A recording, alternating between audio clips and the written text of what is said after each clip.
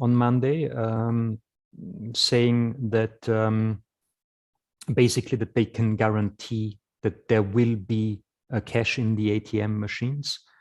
And indeed, I mean, Russia can print local currency, ruble, infinitely, at least in theory. So that won't be a problem. There will be, to a certain extent, liquidity in local currency.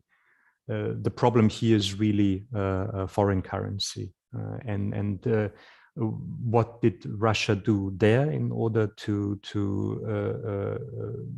have not the troubles with foreign currency just leaking out of the country? They posed capital controls, so you can't just get dollars out of Russia the way you wish it. And also companies that are exporting and earning foreign currency have to exchange 80% of those earnings into local currency by law, so to speak. So these are the operations that are typical for basically a war economy. You want to hoard foreign currency for special purposes, for special imports. And this is related to what you mentioned,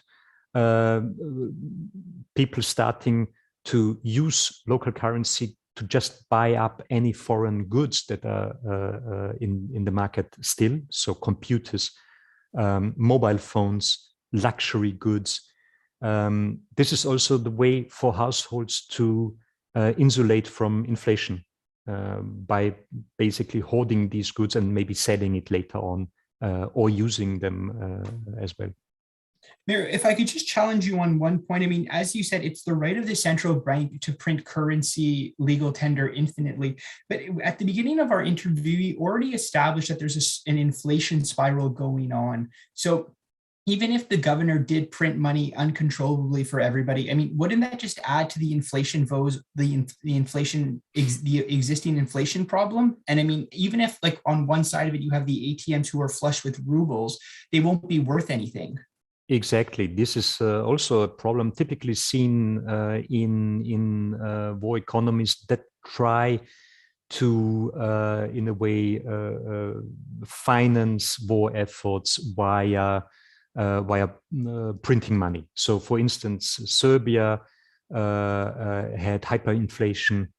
They were trying to do this, and then obviously nobody anymore is actually ready to accept local currency and so on. So this is not necessarily probably something that Russia will really go, because also actually there are still revenues in foreign currency. Russia is still exporting what it really typically exports, gas, oil, coal. And here, in theory, revenues should still flow. Sanctions on SWIFT have several exemptions, and not all banks will be hit by that. We will probably have to see over the next couple of days how this really evolves and what will be the way how this operates in practice. But if we see trade of Russian oil, gas, and coal not being interrupted, then there are revenues in one way or another available that finance typically a large chunk of the Russian budget, including social expenditures, which might have to be stepped up in the current situation, and obviously also the war expenditures. Mayor, before you've already alluded to that, we've touched a little bit on gas and energy, and that's one of the segments that was untouched. And even when President Biden earlier in the week had talked about it, with energy prices so high right now, there was a resistance to maybe slap embargo, which is something that Ukraine is asking for on energy commodities, just because it would raise the price even more and generate more revenue. But before we get to the next steps of Western policymakers, Mario, let me just ask you a question. In central Moscow, if you're familiar with the city, everybody watching, there's the store GUM, which sells luxury products like Rolex and Gucci. And all over this part of Moscow, you can go to sort of electronic stores and get flat screens. Mira, you had mentioned that people are just taking ruble right now and buying anything they can to retain value. So for all of our viewers out there on Global Tremors, paint this picture for us. Do you think people now, because they can't buy dollars, are just trying to spend their rubles on anything that might retain their value or just go down a little bit? I mean, physical products. Well, I mean, Russians have experience with that. People in the Soviet Union, there was a rationing of goods. And once they saw something that is maybe difficult to buy in the future, they just bought all of it instantly because they could maybe use it later on. So I think the Russian society has experience with such kind of a situation, and that's what they do at the moment. Do you think that as the sanctions have been enacted, and I think they were far more painful and significant than President Putin thought at the beginning, do you think this was to be expected to a certain degree? I mean, that how desperate things have gotten only Tuesday afternoon right now. I mean, was this really was this economic mismanagement or planning, or was the original decision of the West on these sanctions just really caught them by surprise, you think? I think nobody really expected that. So SWIFT, maybe yes, but basically not allowing the Russian central bank to draw on their reserves. This is fairly unprecedented. That I think they did not expect. However, if we maybe relate this to the expectations that the West had about Russian intervention, Russian war, Russian invasion in Ukraine, I think most people also did not expect that the Russian forces would target the capital city in order to get rid of the Ukraine government and the Ukraine head of state. I assume that most people had expected that Russia would probably have a limited invasion in the east of the country, where it already, and in the south of the country, where it already had their troops before. So in Donbass in the east and in Crimea in the south.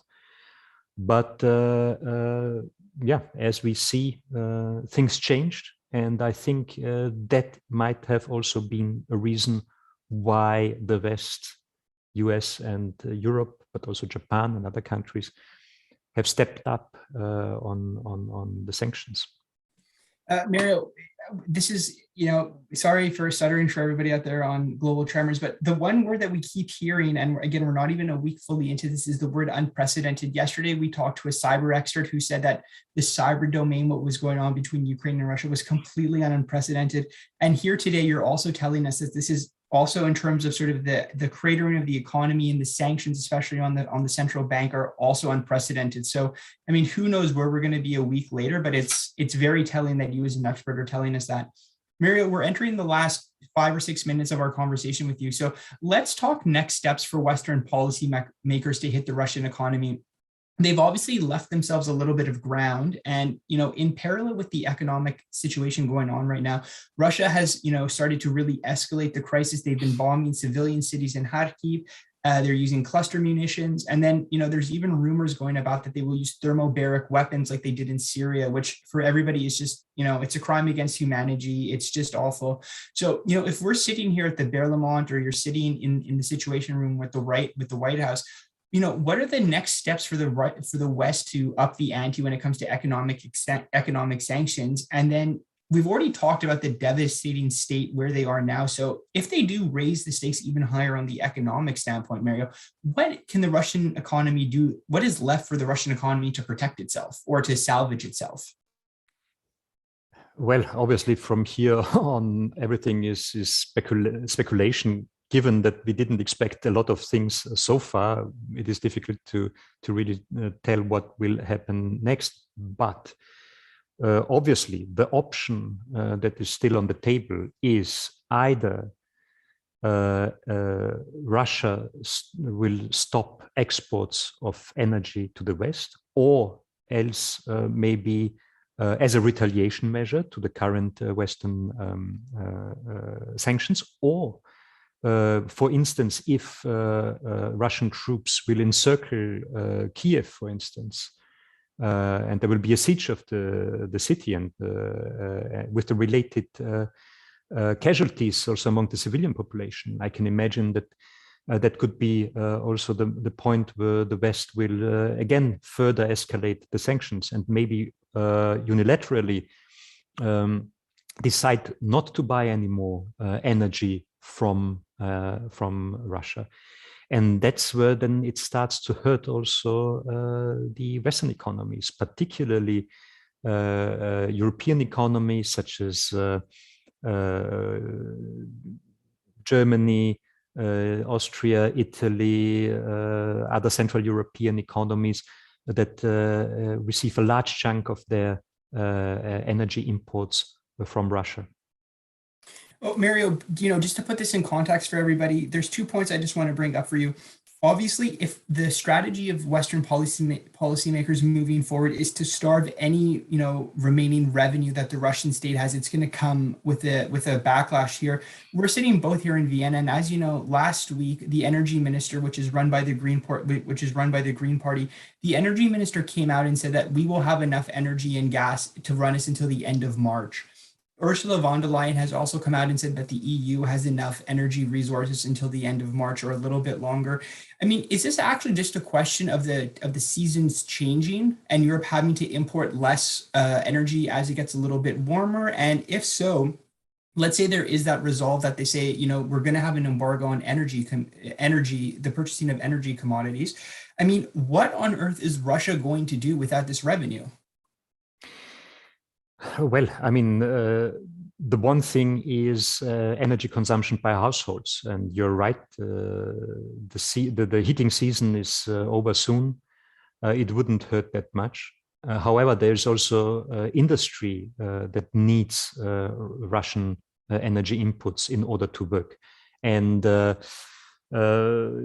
sharing energy within Europe on a much lower level will be very difficult and not easy to organize. It's not impossible, but very difficult, and definitely by next winter, it will not be possible to really completely switch over to other sources. So that will hurt, but that is in the end also the idea about sanctions. They should also show the other side that you are ready to accept high costs in order to make the other side change their political stance. So that is part of the game, so to speak. What will Russia do? Very difficult. So if also these exports in energy to the West will not be possible, Russia will try to increase, and that's what they already do for years, to export their energy exports, for instance, to China. But again, the capacities are just are related to the pipelines. And if you look at the pipeline network of Russia, then most of it really goes in direction of Western Europe. And there are only very few channels open for transmitting, for instance, gas to China. So that is a huge problem. Well, Mario, just as one sidebar comment on it, I mean, obviously, Russia and China have been working very hard to sort of increase their energy relationship with Russia, sort of now pumping it all over. But as you said very astutely, the infrastructure is just not in place right now to get it, where the majority of the heavy infrastructure, where it's Nord Stream 1, and as we saw with Nord Stream 2 being done, it's just not there right now. So even if they made a strategic decision to, shift all of the resources to China, there's only so much that they can pump in at one time. So Mario, as we leave here on our afternoon edition of Global Tremors, looking at the Russian economy that's cratering, any last remarks or comments? Or, I mean, you've already said the word unprecedented, so I don't know if there's much more to say. Well, there are also speculations about what this freezing of Russian assets, what repercussions will that have on global financial markets, on other third countries apart from the West. And it's at the moment difficult to say, but definitely there will be some effects. So basically, if we talk about something like maybe 300 billion US dollar, that a lot of it is in some short-term credit schemes, also in offshore destinations and so on. What will happen if these funds are all of a sudden taken out of the global financial system? So there is a bit of a black box, and however, one has to fear that this will be a liquidity problem, particularly for other countries that are very much dollarized. I'm thinking, for instance, about countries like Turkey that very much depend on also the exchange rate of their currency vis-a-vis the dollar. So I could imagine that there will be a number of additional second and third round effects of all of this on various countries that are maybe not even directly involved, but indirectly. And that again might have repercussions also for the West. So this will unfold over the next days, and then we will carefully look at all of this. Well, Mara, as we sign off here, I mean, as you said, the big takeaway from you is that, the point of the sanctions is for the other party also to demonstrate, signal that they are also willing to take pain to change their behavior. Yeah, again, Mary, I'm sure this is not the first or the last time we'll be talking about sanctions right now. So for everybody watching Global Tremors, we're signing off. We might be on a little bit later tonight, not sure. Mario, vielen Dank for coming on. I look forward to our next catch up. And for everybody on Global Tremors, thank you for watching, and we'll see you later. Thank you very much. Goodbye.